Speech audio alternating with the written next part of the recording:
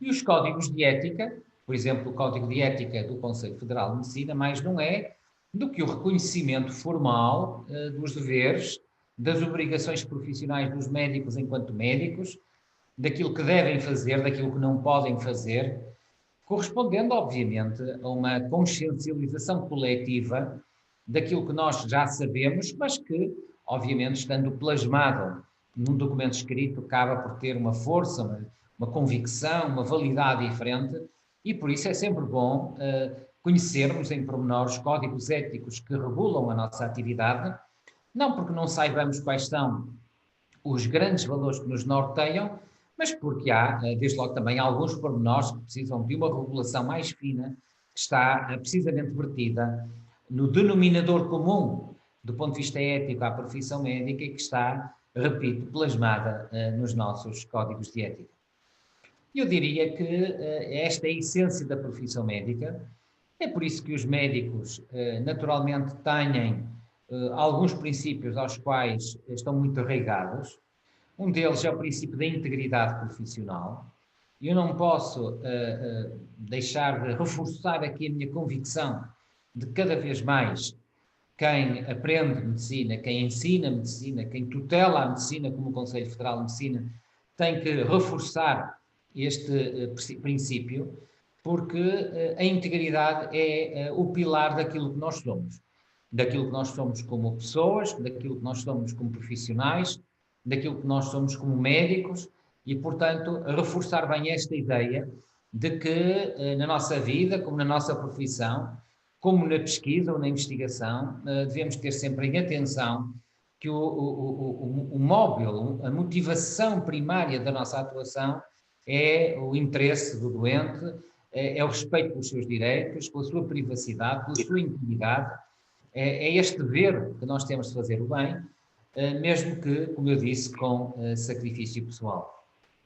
Ora, a verdade é que, com o desenvolvimento das sociedades contemporâneas, muitas coisas mudaram nas últimas décadas, sobretudo no pós-Segunda Guerra Mundial, depois dos julgamentos de Nuremberg, do Código de Nuremberg, que é o primeiro grande código de ética que regula, do ponto de vista ético, mas agora também do ponto de vista jurídico, a experimentação, a pesquisa em seres humanos, e mudou precisamente porque, infelizmente, sobretudo na pesquisa, há por vezes alguns desvios que, mesmo sendo pontuais, acabam por desgastar toda a imagem externa da medicina.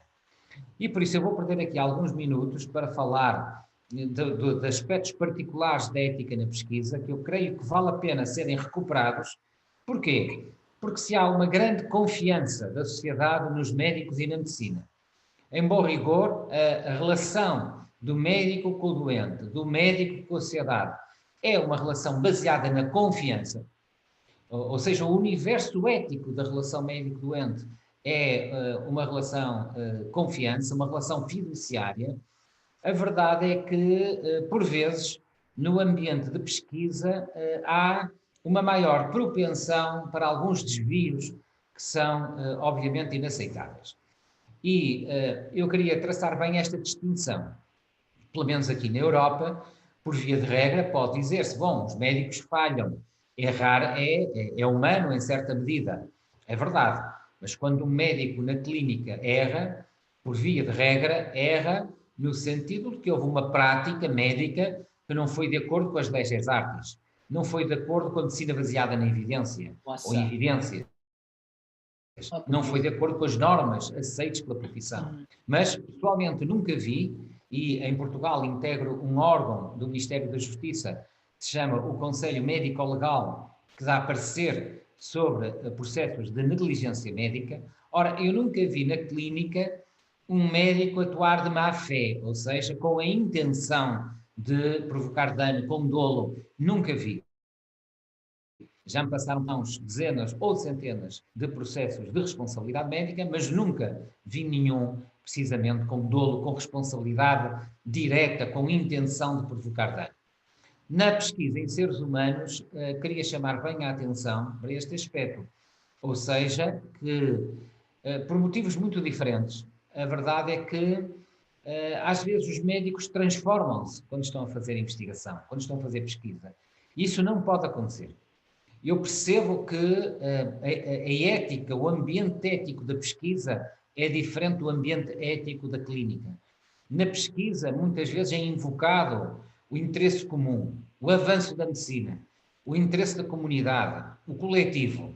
Mas isso não pode justificar de forma alguma que se venham a comprimir direitos básicos das pessoas, nomeadamente das pessoas doentes, que recordo aqui, são as pessoas mais fracas, mais vulneráveis, aquelas que carecem de maior atenção da nossa parte enquanto médicos. Portanto, eu queria chamar a atenção para este aspecto de que alguns desvios da prática médica em ambiente de pesquisa, a par de determinados avanços da ciência e da tecnologia, agora muito exponenciados pela inteligência artificial, pela computação quântica, pelos big data, que no fundo permitem tratar quantidades avassaladoras de informação pessoal, privada, classificada, confidencial, muitas vezes sem o resguardo necessário. Ou seja, todas estas evoluções fizeram despertar junto à sociedade alguma cautela, alguma prudência, às vezes mesmo alguma desconfiança em relação àquilo que se passa no interior da prática da medicina, sobretudo na pesquisa. Não posso salientar mais esta visão aparentemente paradoxal. Por um lado, um endeusamento dos médicos e das médicas na clínica, quando se entregam, quando se dedicam, quando se apaixonam pela sua profissão, mas, por outro lado, há alguma desconfiança daquilo que se passa nos laboratórios, na pesquisa, nomeadamente quando se utilizam seres humanos para investigação. Ora, este ambiente paradoxal, esta resposta aparentemente contraditória, muitas vezes quase uma relação de amor-ódio que existe com a profissão médica, eu creio que tem que ser devidamente observada da nossa parte, no sentido de lhe dar uma diferente resposta para que os níveis de confiança que eu referi no início não apenas se mantenham, mas venham até a aumentar.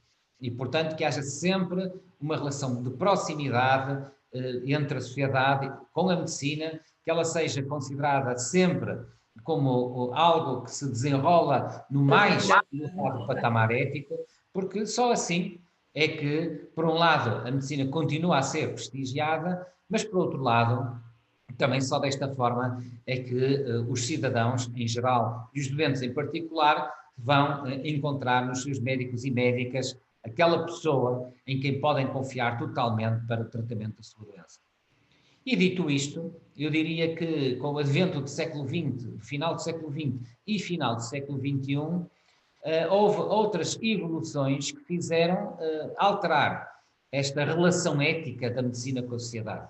Ou seja, se por um lado nós assistimos a uma medicina tradicional, até de algum cariz hipocrático, com alguns traços paternalistas de enorme dedicação e empenho ao próximo, por outro lado, nós assistimos no final do século XX, início do século XXI, à emergência de uma ética social, uma ética biomédica mais alargada, fruto também, quiçá, da própria globalização económica e cultural. Eu não desconheço isso. Naturalmente que a facilidade com que hoje nós interagimos à escala global e de que esta videoconferência, no fundo, acaba por ser um bom exemplo. Esta facilidade, obviamente, também torna os valores éticos um pouco mais voláteis e, naturalmente, as experiências culturais acabam também por partilhar-se mais e por encontrarmos, se calhar, novos denominadores comuns. E a verdade é que a maioria dos países civilizados foi-se paulatinamente transformando em democracias plurais, no sentido de que, e esta questão é absolutamente central, porque o Brasil não escapou a esta evolução, tal como Portugal, os países da União Europeia, outros países da América do Sul, a América do Norte, países do Oriente, é uma evolução consistente da humanidade, no sentido de, cada vez mais, considerarmos que no nosso dia-a-dia nós podemos ter uma educação muito semelhante, podemos ter tradições culturais também muito equivalentes umas às outras, mas apesar disso, cada um de nós vai construindo no seu dia a dia, pela influência da família, da sociedade, da escola, dos mídias, das redes sociais, etc., vai construindo a sua própria personalidade ética. Ou seja, eu diria que nesta fase do desenvolvimento humano em que nos encontramos, aquilo que acontece é que frequentemente nós nos encontramos todos, apesar até, no nosso caso, termos uma língua comum, raízes muito semelhantes em muitos sentidos, mas encontramos em grande medida como estranhos morais, como moral strangers, ou seja, como pessoas, cidadãos, cidadãs, que partilham naturalmente valores comuns, mas que em muitos domínios das nossas vidas não aceitamos a imposição coerciva dessas mesmas visões do mundo. Ou seja, queremos construir a nossa personalidade ética, a nossa visão da ética social, da ética coletiva e, naturalmente, que a sociedade, em grande medida, também perfilha e alimenta esta evolução. Ou seja, o meu ponto neste momento é exatamente esse. Há, por um lado, uma enorme influência de uma ética médica tradicional hipocrática que é milenar, que é transversal à humanidade, que é transversal também a outras profissões da saúde, por um lado, mas, por outro lado, a emergência paulatina de uma visão do mundo também globalizada, na qual, naturalmente, emergem outros valores que não os valores tradicionais da medicina, mas que têm que ser também equacionados por uma ética médica moderna e contemporânea e que, naturalmente, perceba como é que a sociedade global se está a desenvolver. Ou seja, não restam quaisquer dúvidas de que hoje em dia a sociedade é uma sociedade plural, no sentido que aceita distintas modividências, que essas distintas modividências devem naturalmente coabitar com outras visões do bem individual e do bem comum e que temos que encontrar soluções pacíficas, soluções harmónicas, soluções coletivas para empreendimentos comuns. E, portanto, isso naturalmente tem um impacto muito grande na nossa sociedade em geral e na ética médica em particular. E porquê? Porque um valor que foi, entretanto, ganhando um crescendo cada vez mais estruturado em todas as sociedades modernas e civilizadas é precisamente o respeito pela liberdade ética da pessoa. E como facilmente se compreende, é um valor relativamente recente na medicina, é um valor que não tem aquela raiz hipocrática que outros valores têm, precisamente porque é fruto, é um valor que é filho da sociedade plural, no sentido deste reconhecimento de, como diria João Paulo Sartre, que o homem e a mulher estão condenados a ser livres, estão condenados a fazer escolhas no quadro, naturalmente, também de uma ética da responsabilidade, porque a liberdade e a responsabilidade são, obviamente, duas faces da mesma moeda, e é esta dicotomia entre liberdade e responsabilidade que vai ganhando progressivamente terreno na ética social global e também numa ética médica mais contemporânea, sobretudo neste início do século XXI.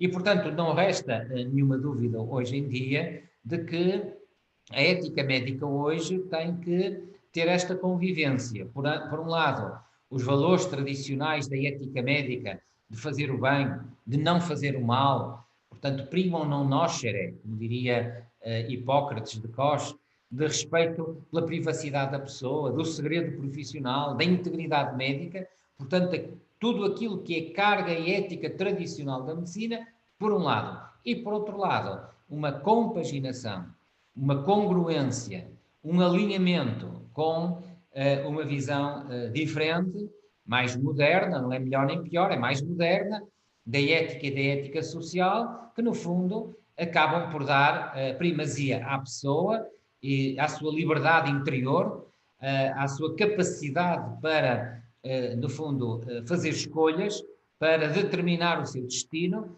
e no universo da medicina acaba por não ser diferente esta evolução.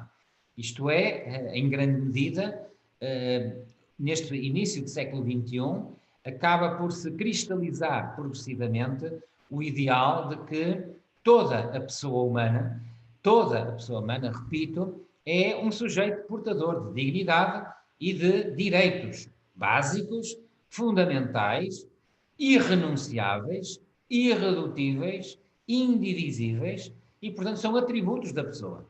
A pessoa humana, seja homem ou mulher, qualquer que seja a cor da pele, local de residência, orientação sexual, é pessoa por si próprio, com um valor intrínseco próprio, com direitos próprios, com a possibilidade, naturalmente, e o dever de se autorrealizar, o que implica, naturalmente, uma mudança de paradigma também, em certa medida, da ética médica.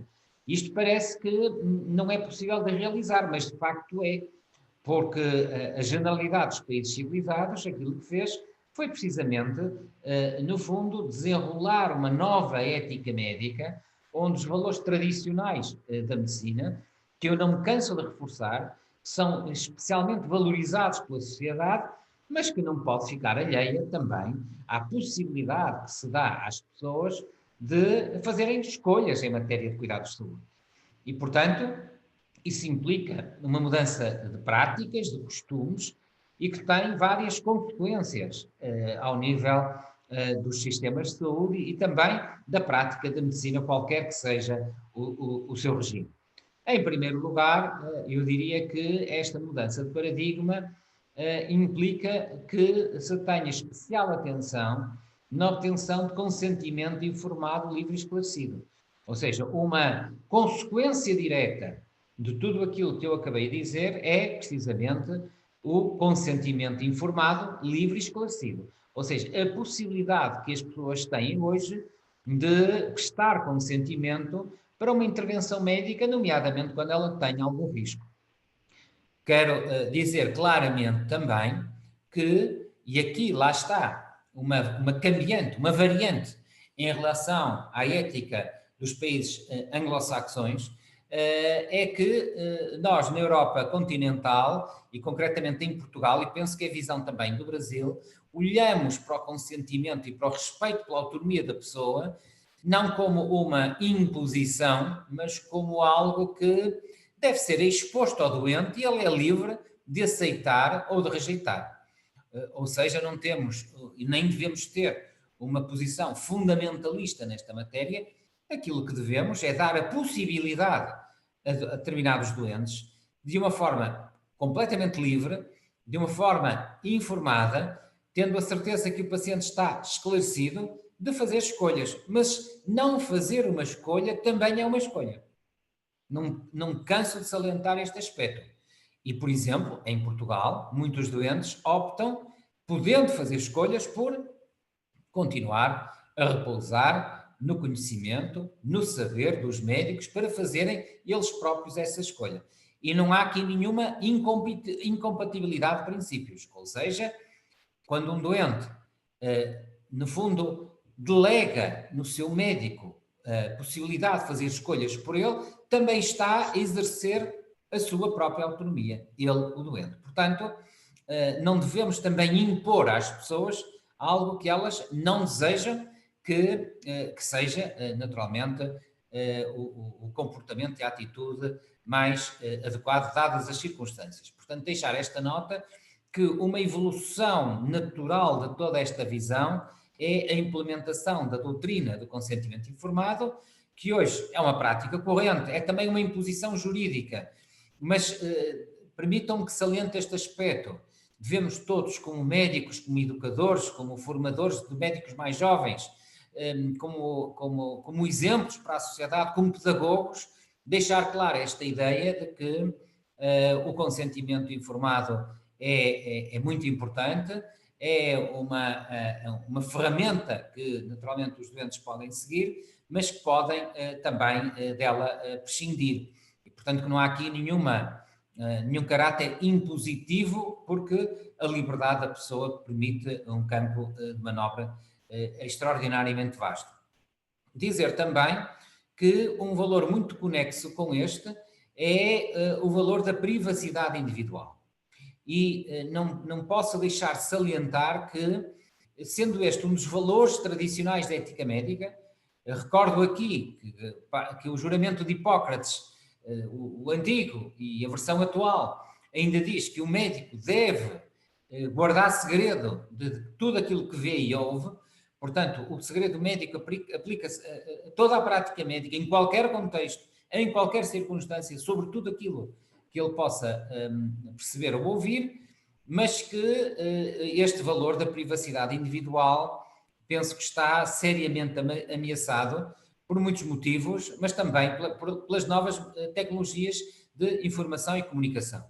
E aqui, quer as entidades médicas, quer os médicos, stricto sensu, individualmente considerados, quer a sociedade como um todo, precisam ter mais atenção a este problema, porque garantir a privacidade dos doentes e o segredo médico é um valor em si próprio, é sim senhor, é uma obrigação ética em si própria, mas não é apenas uma obrigação, porque por princípio é também pelas consequências em que se traduz. Ou seja, se os doentes não têm a segurança absoluta de que os médicos vão guardar segredo, vão respeitar a privacidade, a intimidade das suas vidas, em tudo aquilo que lhes diz respeito, pois a consequência direta é que perdem a confiança nos médicos, deixam de lhe relatar muitos factos absolutamente centrais para a decisão médica e para a boa decisão médica, e isto põe em causa a própria natureza ética da relação médico-doente. Ora, tradicionalmente os médicos sempre respeitaram o segredo profissional.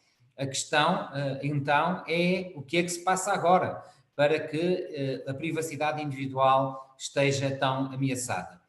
Eu diria que há fatores de natureza cultural e civilizacional e há também fatores relacionados com a própria ciência e tecnologia. Do ponto de vista cultural e civilizacional, eu creio que, e sou um grande defensor, notem bem, das novas tecnologias de informação e comunicação, como é evidente, da inteligência artificial, dos big data, eu defendo essas tecnologias ao limite se forem em razão da humanidade, em favor da humanidade, em favor das pessoas doentes. Mas tenho reservas quando elas põem em causa alguns dos valores mais sagrados da nossa sociedade e da nossa profissão. Por exemplo, o prontuário eletrónico. Enfim, não conheço em tanto pormenor o que se passa no Brasil, mas posso dizer, por exemplo, em Portugal, que as garantias de reserva da intimidade da vida privada não são absolutas como deviam ser.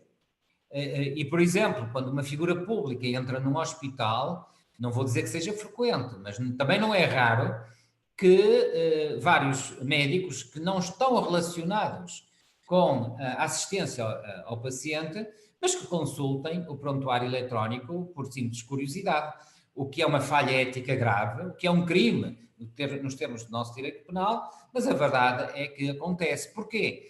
Porque os sistemas de informação da saúde não estão devidamente tratados, robustos, protegidos, encriptados, para impedir o acesso não autorizado precisamente a informação pessoal.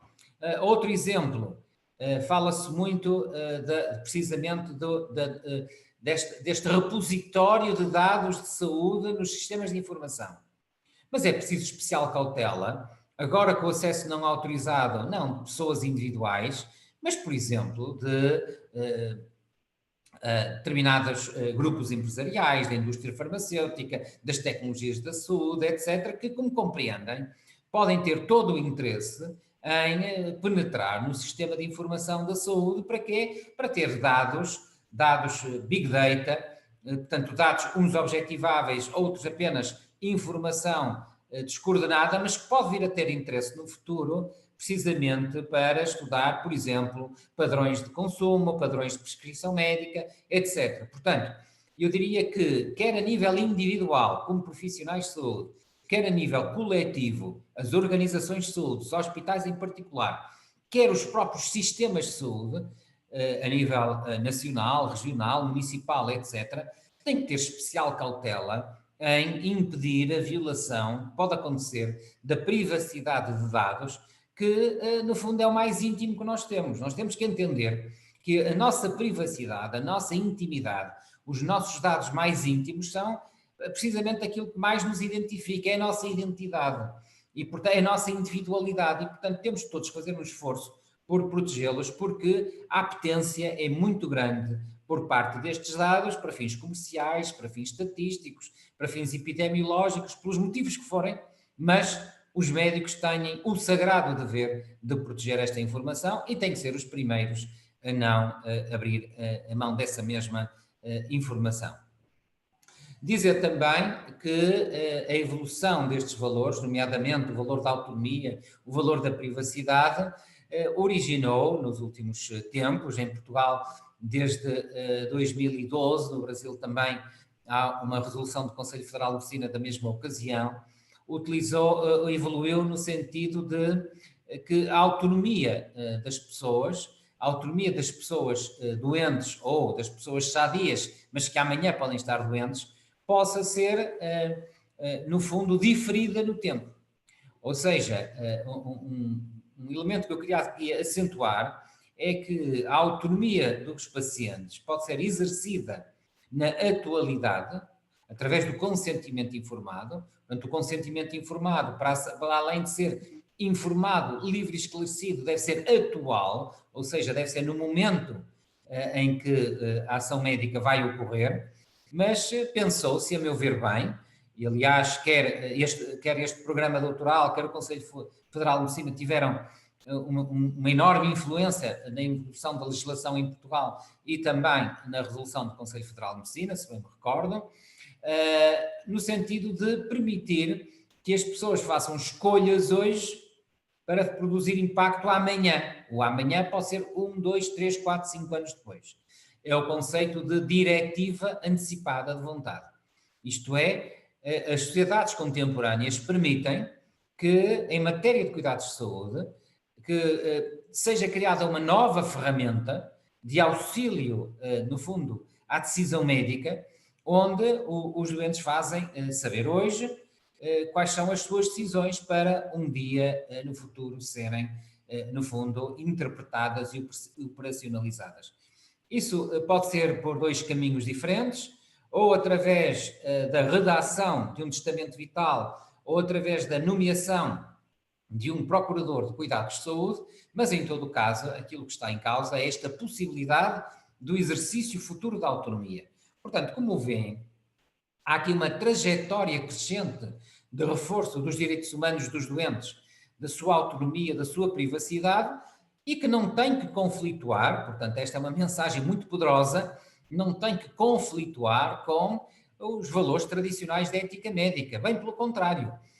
Aliás, é muito curioso que eu recordo-me que o Conselho Federal de Medicina, na ocasião, portanto, isto por volta de 2002, levou a cabo um estudo em profissionais e estudantes de medicina e a generalidade dos respondentes afirmaram todos que o testamento vital seria muito bem-vindo e que não colidia com a liberdade de atuação médica, com a liberdade de prescrição, com a liberdade de atuação. Portanto, há uma sintonia que até de algum modo pode espantar, mas que existe entre os valores tradicionais da ética médica e estes valores mais modernos, vamos chamar-lhe assim, da sociedade, e que agora acabam por confluir numa nova visão da ética médica que naturalmente tem particularidades que eu queria aqui salientar e que já referi também há pouco, porque não tem que haver lugar aqui a extremismos e a moderação e o bom senso são também ferramentas importantes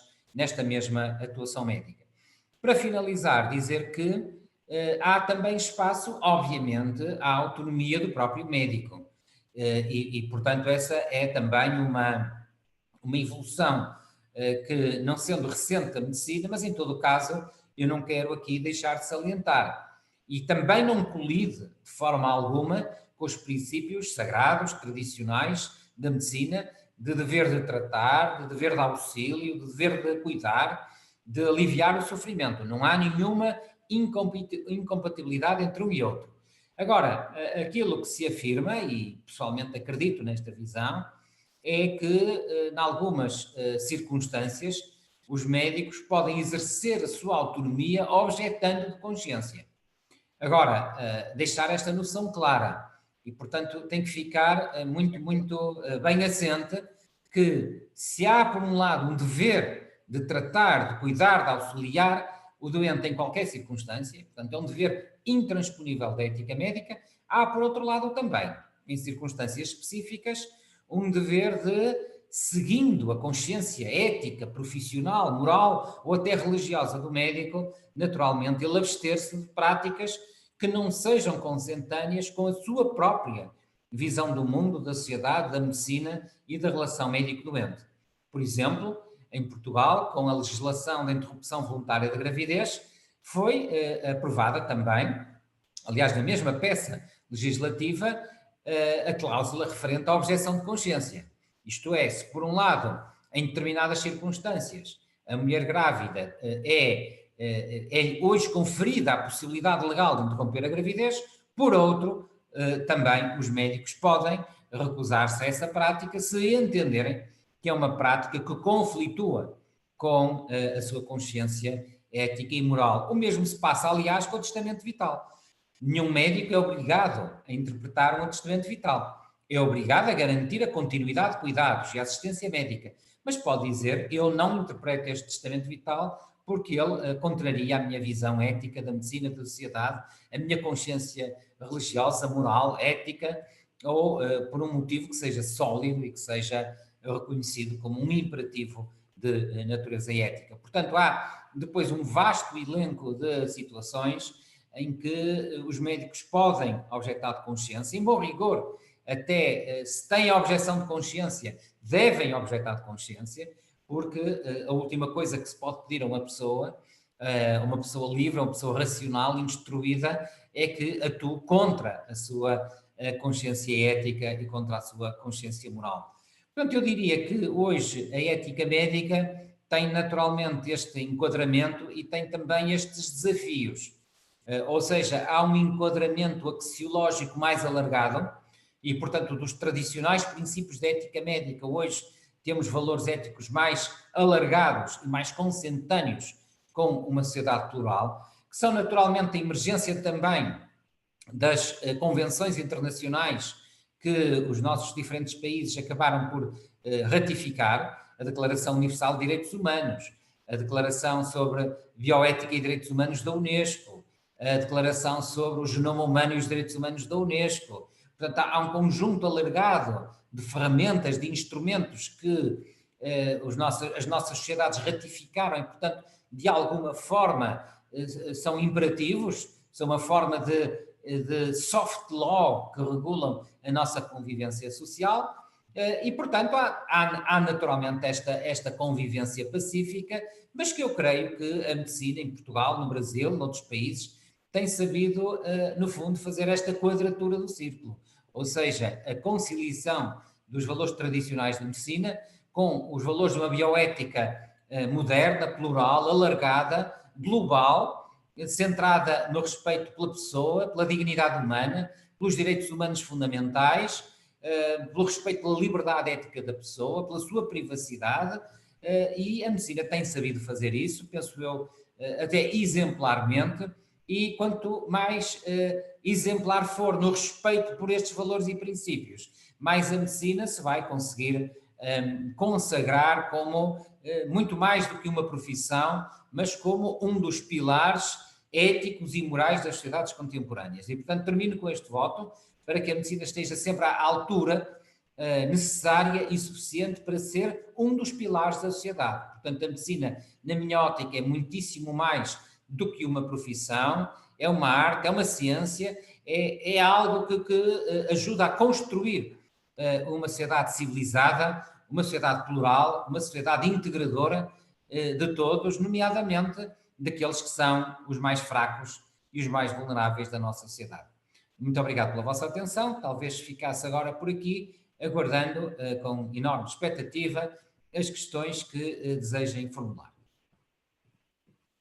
Professor Rui Nunes, muito obrigado pela sua excelente palestra, mas eu queria lembrar que o Conselho Federal de Medicina, recentemente publicou uma resolução, que foi a resolução 2232, que estabeleceu um novo marco na relação entre médicos e pacientes, que às vezes é um pouco conflituosa. ela afirma que pessoas em tratamento, desde que maiores de idade, capazes, lúcidas, orientadas e conscientes, têm o direito de expressar seu desejo de recusa de métodos terapêuticos em tratamentos seletivos. Contudo, considerando as diferentes autonomias no exercício da medicina, há que se considerar que, ao mesmo tempo que o paciente ganha espaço e voz nos consultórios, também deve ser respeitada a opinião do profissional envolvido no processo. Ora, se o doente pode se recusar a realizar um procedimento no entendimento do médico, é fundamental a recíproca também se estabeleça. Ou seja, o médico tem o direito de expressar sua objeção de consciência, conforme o senhor disse, em situações eletivas. O senhor falou também sobre o Código de Nuremberg, que foi, sem dúvida, um dos fatores do contexto onde surgiu a ideia do direito da autonomia, que o paciente adquiriu ao longo do século. É um dos pilares da nossa bioética, a autonomia. Mas eu vou mais além, professor. Aí eu queria lhe fazer uma pergunta. A autonomia médica tem sofrido profundas modificações nas últimas décadas. Para tanto o avanço tecnológico, a organização empresarial da medicina tem sido os principais agentes modificadores. Por exemplo, o médico, normalmente, ele usa a tecnologia e, muitas vezes, ele é recusado por alguns gestores para aquele tipo de material que ele vai usar. A preservação da relação médico-paciente é o único agente capaz de garantir a autonomia do médico dentro de uma nova moral que está sendo construída. Então, eu queria saber, professor, um dos princípios da bioética é a beneficência e não a maleficência, né? Aplicarei os regimes para o bem do doente, que é a beneficência, segundo o meu poder e entendimento, nunca para causar dano ou mal a alguém, a não maleficência. Como é que o senhor vê hoje essa autonomia do médico em relação à tecnologia, que muitas vezes onera até o paciente, às vezes é desnecessário, mas como é que o senhor vê isso? Principalmente eu sei que o senhor, como coordena o nosso curso de doutoramento de bioética e temos ao lado da nossa Faculdade de Medicina da Universidade do Porto um dos maiores hospitais, que é o Hospital São João. Eu queria saber como é que o senhor vê isso, o médico e a tecnologia com a sua autonomia. Muito bem. Muito obrigado, doutor José Irangalo, por essa importante, mas ao mesmo tempo complexa questão. E eu responderia da seguinte forma. Para mim é sagrado que o médico deve ser sempre independente na sua atuação. Portanto, não coloco em questão sequer que o médico e a médica, fruto da sua formação profissional, académica, da formação que vai fazendo ao longo da sua vida, da especialização que vai concluindo, e deve ser independente. E, portanto, por exemplo, no nosso Código Deontológico, nosso Código de Ética em Portugal, afirma-se exatamente este princípio, como médico independente da sua atuação. Agora, essa atuação, para ser independente, naturalmente tem que ser contextualizada. E eu diria que, em primeiro lugar, para nós reforçarmos esta independência, de algum modo é absolutamente necessário que consigamos também, de algum modo, fazer convergir em ferramentas úteis e palpáveis para os médicos a diferente informação médica que vai sendo gerada.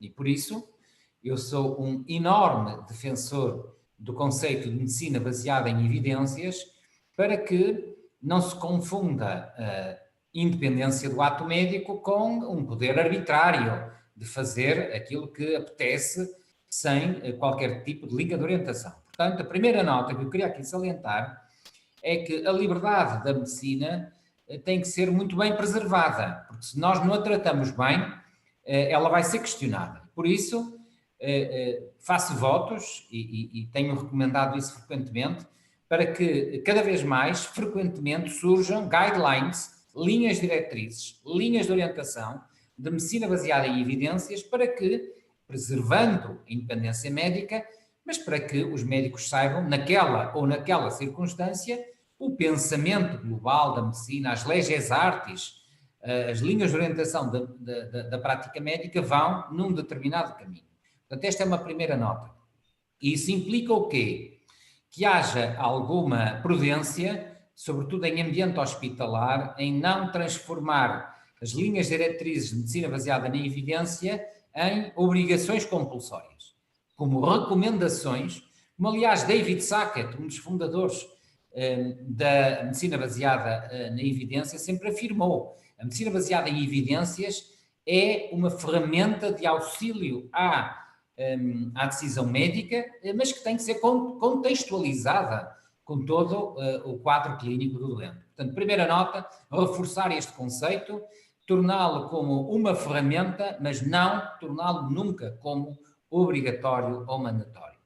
Segunda nota, temos também que entender que há um outro princípio ético da medicina contemporânea, que eu não abordei em pormenor por uma questão de economia de tempo, e que é a questão da justiça na alocação de recursos. Ou seja, que com uma medicina cada vez mais diferenciada, mais tecnológica, com mais equipamento, com mais procedimento, não há virtualmente país nenhum do mundo, por mais rico e desenvolvido que seja, e viu-se isto agora com a pandemia do Covid-19, que tenha condições para fazer face a todas as necessidades que possam ser suscitadas no setor da saúde. Portanto, queria salientar este aspecto de maneira muito clara, de que para os médicos torna-se também um novo imperativo ético esta ética da justiça no sentido de assegurar a todos, sem nenhum tipo de discriminação,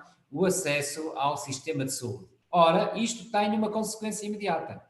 E a consequência imediata é que todos cidadãos em geral, profissionais de saúde em particular, e os médicos de uma maneira muito, muito específica, temos que utilizar os recursos que a sociedade põe à nossa disposição, seja no setor público, no SUS, seja na medicina privada, seja onde for, temos que os utilizar com enorme rigor, com muita racionalidade, combatendo o desperdício, gerando eficiência. Porquê? Porque se eu desperdiço hoje estes recursos neste doente, é o doente que vem a seguir amanhã que vai ser penalizado. Portanto, uma segunda nota, para além da geração de linhas diretrizes de medicina baseada nas evidências, é esta ideia, que me parece absolutamente central, de que temos que, no fundo, como eu costumo dizer, transformar o princípio da eficiência, ou seja, do combate ao desperdício, como também um imperativo de ética médica. Ou seja, que isto que eu estou a dizer não é desprovido de controvérsia, é até bastante, enfim, contestado em muitos setores da medicina, pelo menos aqui em Portugal, mas não vejo alternativa, porque os médicos não podem continuar como no passado, como quando eu era um jovem médico, a entender que a questão da alocação de recursos não é um problema que lhes diga respeito. Sim, diz respeito, porque num ambiente de finitude de recursos, de escassez de recursos, se eles não são muito bem utilizados, a verdade é que eles já são escassos, mais escassos ficarão para os outros doentes. Ou seja, a confluência destes dois argumentos, a minha resposta extensa ao Dr. José Irangalo é para tentar demonstrar que encontro resposta à questão que formulou na convergência destes dois fatores. Por um lado, sim, os médicos têm todo o direito e legitimidade de recorrer a tecnologia, procedimentos, para tratar da forma melhor possível os seus doentes. é o seu imperativo ético. Mas não esquecendo, em primeiro lugar, as linhas de orientação, as linhas diretrizes de medicina baseada em evidências, no fundo, que dão corpo à nossa atuação clínica, e, por outro lado, também que, em última análise, os recursos têm que ser judiciosamente utilizados, porque se forem de alguma forma desperdiçados, estamos a prejudicar não apenas este doente, mas os outros que lhe sucedem. E eu creio que esta é a forma virtuosa de responder a essa questão e que, naturalmente, os responsáveis pelo gerenciamento das unidades de saúde, hospitais, clínicas, o que quer que seja, se tiver em consideração que uma determinada tecnologia, um determinado procedimento é mandatório porque há uma indicação clínica, porque segue uma linha diretriz de medicina baseada em evidência e porque, no âmbito geral da alocação de recursos, que é justificável utilizá-lo, estou convicto de que não irá recusar esse mesmo procedimento. Agora, temos também que entender que teremos muito mais força na nossa argumentação coletiva em prol, precisamente, da utilização da tecnologia necessária e suficiente para os doentes, se, de algum modo, também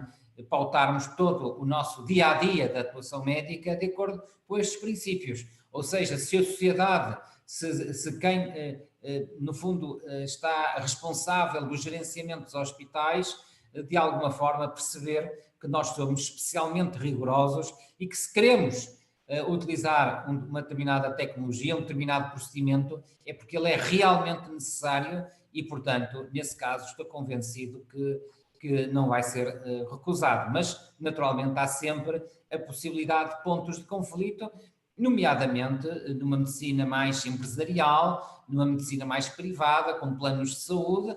Aí os focos de colisão, porventura, serão maiores, mas lá está. Compete-nos a nós todos, coletivamente, demonstrar a importância da utilização dessa tecnologia e desses procedimentos como algo de absolutamente fundamental para o tratamento daquele doente em particular.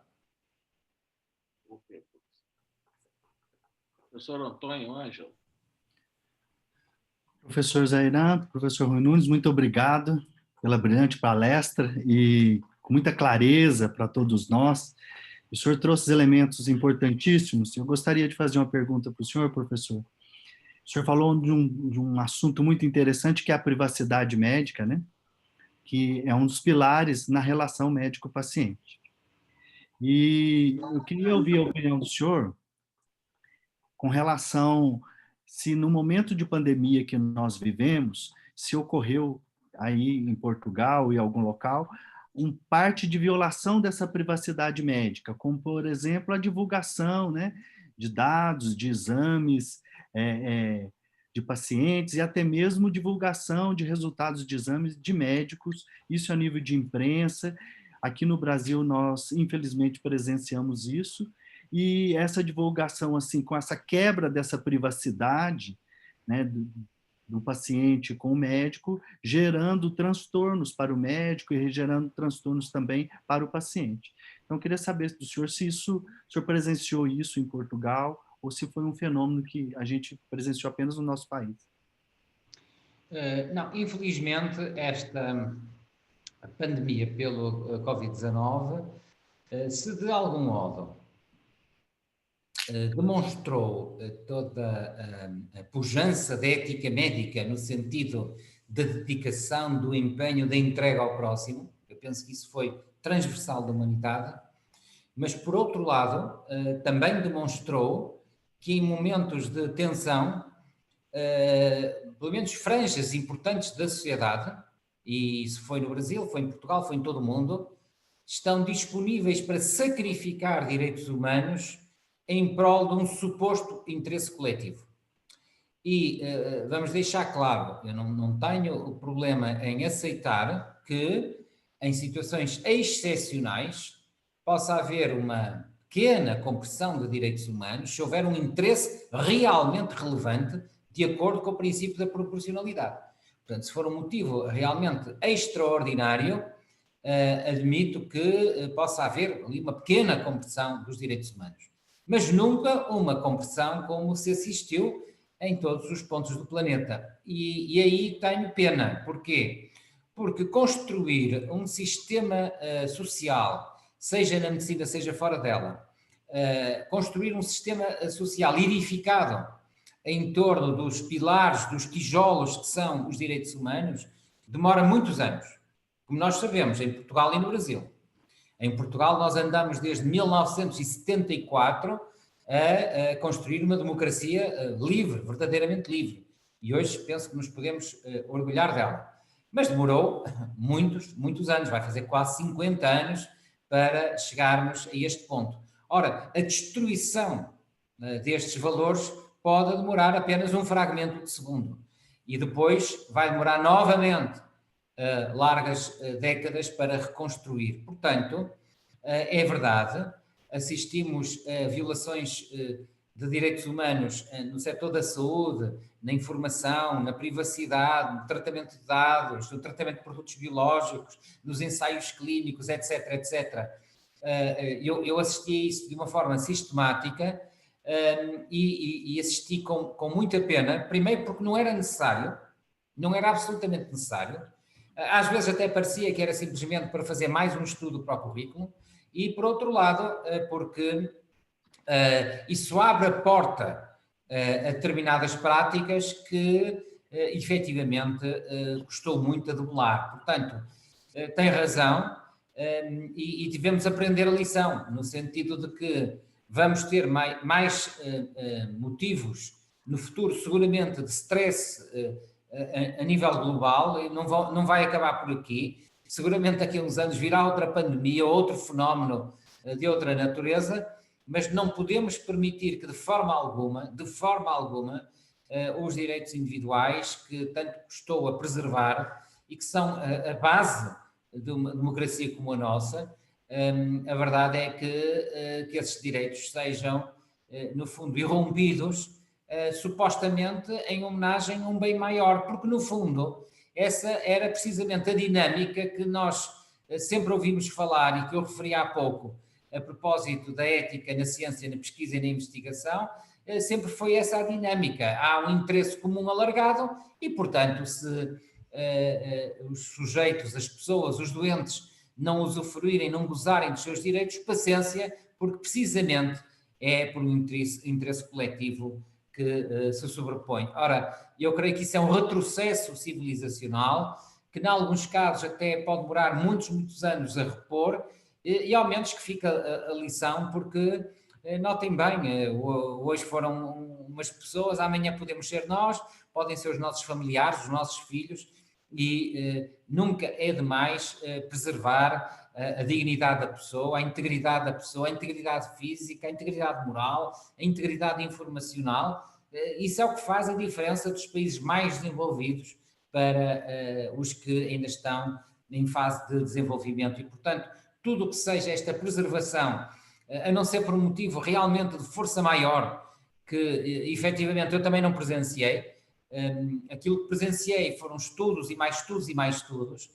Por exemplo, na Comissão de Ética do Hospital de São João, durante ali 3 ou 4 meses, eram às dezenas de estudos sobre o Covid-19, e eu tenho grandes reservas que muitos daqueles estudos se traduzissem realmente num impacto científico real para o tratamento da doença, mas no entanto foram feitos, e foram feitos muitas vezes com grandes reservas da minha parte. Enfim, fiz o que pude para salvaguardar os direitos humanos dos doentes e dos sujeitos de pesquisa, mas nem sempre isso foi possível. E por isso só posso fazer votos para que os médicos, médicas, investigadores, pesquisadores percebam bem que podemos fazer grandes obras, desenvolver grandes pesquisas, alcançar grandes resultados, mas sem pôr em causa aquilo que é a essência da vida e da vida humana, que são, no fundo, os nossos direitos, a nossa intimidade e a nossa dignidade. Ok, professor.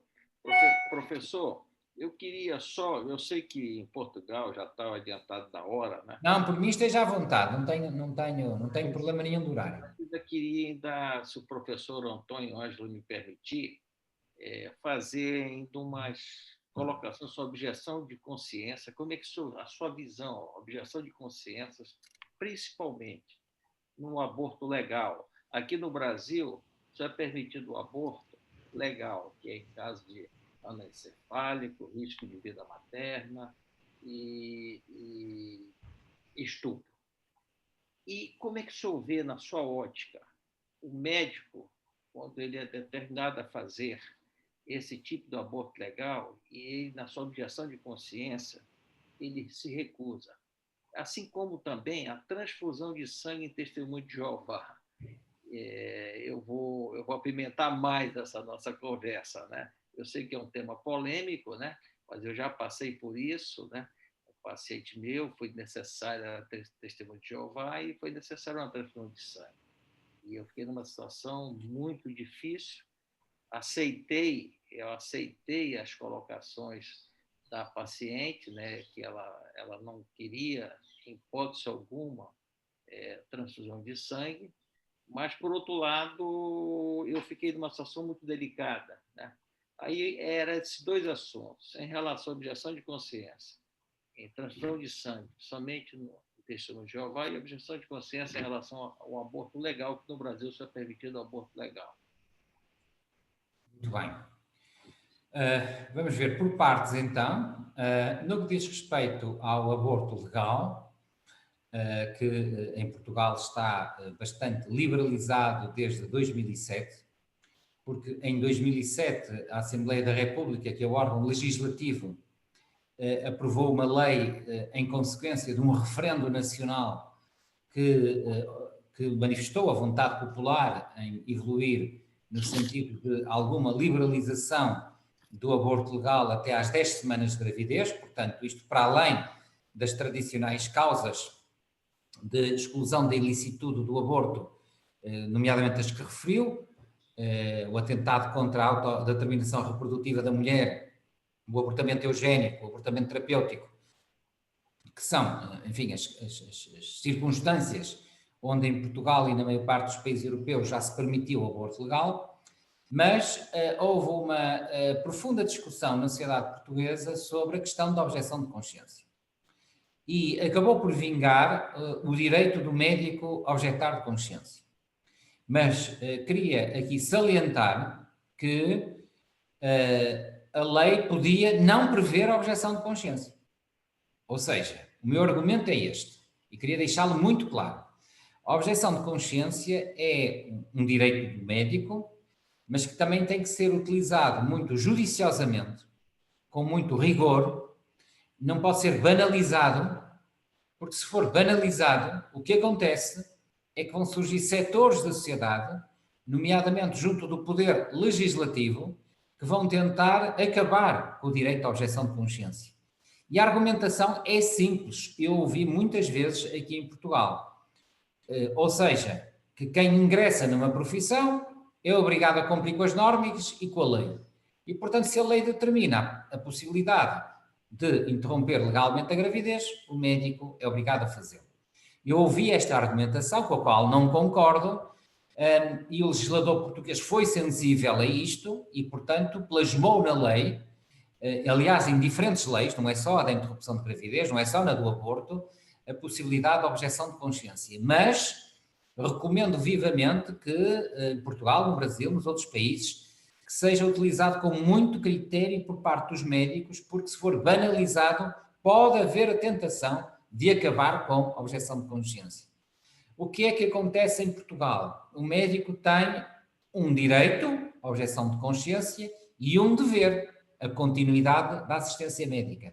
Ou seja, o que aconteceu em termos de aborto foi uma organização dos serviços públicos no sentido de, A, permitir que os médicos que objetam de consciência, objetem de consciência, mas B, que as parturientes, as mulheres grávidas que atendem a esse médico, sejam reencaminhadas para outro médico ou para outro hospital, de modo a que possa ser concretizado o aborto legal.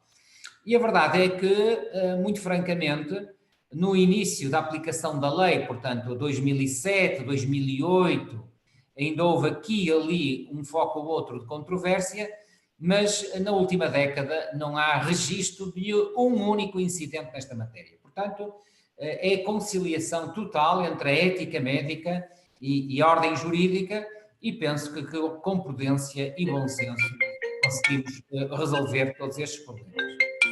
A segunda nota tem a ver precisamente com a questão que referiu das testemunhas de Jeová. E as testemunhas de Jeová evidenciam bem duas coisas, ou seja, por um lado, a importância da ética médica tradicional, hipocrática, e por outro lado, os novos valores que efetivamente acabam por acompanhar a prática da medicina e que não podemos esquecer que esses valores de facto existem.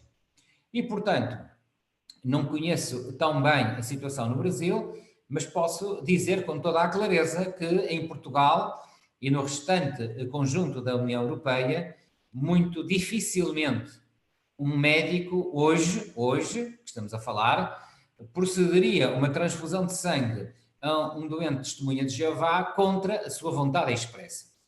Nomeadamente, se for expressa através de uma diretiva antecipada de vontade, por exemplo, um testamento vital. Portanto, esta é a evolução das sociedades contemporâneas, o que denota várias coisas. Por um lado, o reforço do exercício da liberdade ética da pessoa e, por outro lado, que o valor da vida humana, que era completamente sagrado até há algum tempo atrás, hoje tem que ser balanceado, equilibrado com o valor da autonomia e da autodeterminação da pessoa.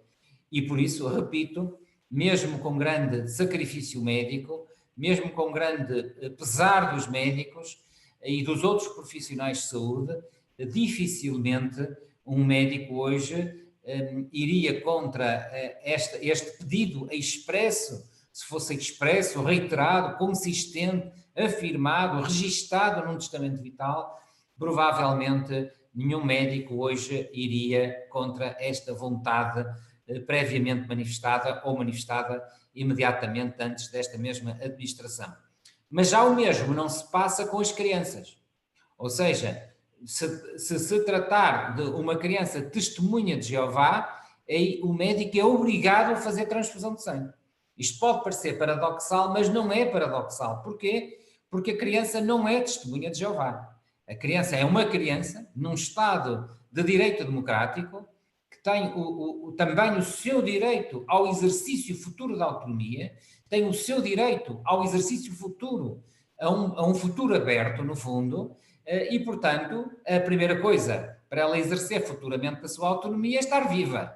Ora, o médico, por consequência, não tem apenas a possibilidade, tem a obrigação, o dever ético, a imposição legal de tratar a criança administrando sangue, mesmo contra a vontade dos pais testemunhas de Jeová, nem que para isso tenha, naturalmente, que apoiar-se em decisão judicial que deve funcionar em tempo real, 24 horas por dia, 7 dias por semana, para que os médicos tenham o respaldo legal suficiente para salvar vidas, nomeadamente a vida de uma criança testemunha de Jeová. Portanto, não são decisões contraditórias, é exatamente o mesmo primado, o exercício da autonomia, que no adulto capaz, competente, racional devemos respeitar, no caso da criança temos que garantir que ela poderá exercer a autonomia no futuro, e exercer a autonomia no futuro é viver agora. Portanto, não há nenhuma contradição, há simplesmente um imperativo de ética médica de salvar vidas, de tratar doentes, exceto quando manifestamente o doente se recusa. Muito obrigado, professor. Professor Antônio Ângelo, eu acho que devido ao adiantado da hora, eu tenho um compromisso também, apesar de nós termos atrasado, às 19 horas eu tenho um compromisso. Então, portanto, eu acredito, professor Ângelo, que nós conseguimos, em pouco espaço de tempo, discutir um pouquinho de bioética, mas eu acho, viu, professor Antônio, que fica o desafio, novamente, para nós fazermos uma nova videoconferência com outros temas palpitantes. Coloco-me à disposição. Quero agradecer ao meu mestre, professor Rui Nunes, que eu sou fruto. Obrigado, prazer foi meu. Eu sou fruto da Faculdade de Medicina do Porto, né? Meu doutorado, meu pós-doutorado, tudo eu fiz lá. E ao pouco que eu sei, eu devo a esse grande homem, que é o professor Rui Nunes, que é o maior bioeticista da Europa e do mundo. Então, muito obrigado. Professor Zeiran, muito obrigado pela sua participação. Trouxe para nós temas maravilhosos, assim, muito palpitantes e que são discutidos com os nossos alunos nas nossas aulas de bioética. Muito obrigado pela sua colaboração. Desculpa o incômodo aí do início da conferência. E gostaria de agradecer ao professor Rui Nunes também pela gentileza de nos abrilhantar, né, com uma fala muito importante e que é um tema extremamente, né, comum e no dia a dia do médico, que é a autonomia do médico e a autonomia do paciente. Muito obrigado, professor. Se o senhor quiser fazer as suas considerações finais, muito obrigado. Sim, dizer que foi um enorme privilégio privar aqui estes minutos com toda esta comunidade interessada na bioética e na ética médica, agradecer naturalmente o convite, outra vez o convite do Dr. António Ângelo Rocha, agradecer também os comentários e a moderação do Dr. José Zangalo, agradecer a presença de todas e de todos, permito-me salientar a doutora Débora Cavalcanti, que para além de uma brilhante estudante nossa de doutorado, também é já uma amiga com a qual temos trilhado um caminho extenso. E finalmente dizer que infelizmente não vou poder responder a todos os comentários que estão no bate-papo, muito gostaria, mas não terei essa possibilidade, mas pelo que fui vendo, os assistentes gostaram deste nosso inter-relacionamento e faço votos para que desta ou de outra natureza possamos continuar a organizar e participar em sessões sobre bioética, porque no fundo pensar a bioética é pensar o futuro da humanidade, uma humanidade mais próspera, mais pacífica e mais harmoniosa e, portanto, só temos todos que nos convocar para este enorme debate internacional. Mais uma vez, agradeço ao professor Antônio Ângelo pela essa oportunidade que nos deu. Eu achei magnífico. E muito obrigado, professor Antônio Ângelo. Se precisar da gente, o senhor tem meu celular, só é o senhor entrar em contato conosco. A nossa querida Débora, nossa brilhante aluna do doutorado, a todos que nos escutaram, meu muito obrigado. Um beijo no coração de todos. Obrigado a todos. Obrigado a todos. Um grande abraço. Obrigado, professores. Muito obrigado.